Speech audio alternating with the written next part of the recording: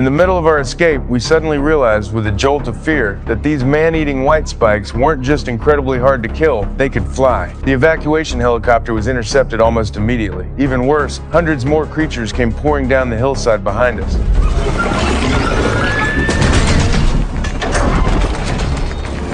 They moved with terrifying speed, dragging the helicopter out of the sky. With nowhere left to run, we had no choice but to make a break for a nearby vehicle. Even though I came from 30 years in the past, there was an unspoken understanding between me and my future daughter. We didn't need to say a word, we instinctively split roles, fighting and retreating in perfect sync. These creatures, which had shrugged off bullets before, were finally torn apart under heavy machine gun fire.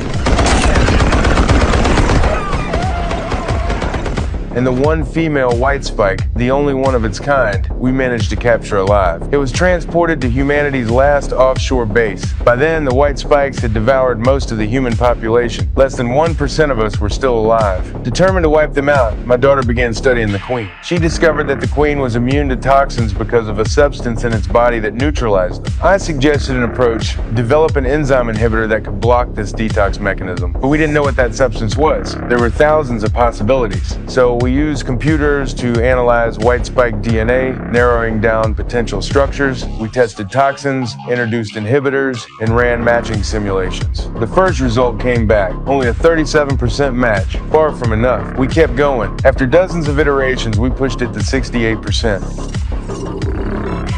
Still, I knew it wasn't right, so we kept testing. Finally, the computer returned a result, 100% match. That meant the toxin could kill the queen. But just as we secured the toxin, the queen suddenly became violently agitated, as if it sensed something.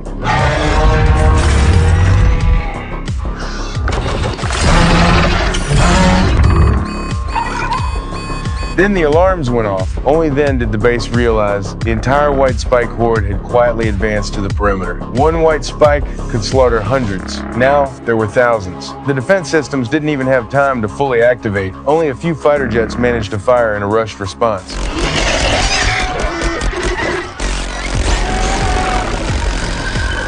I need to get you to safety right now. No, we have to kill her! No, this is all the toxin we have. We cannot waste it. Come on, move, go!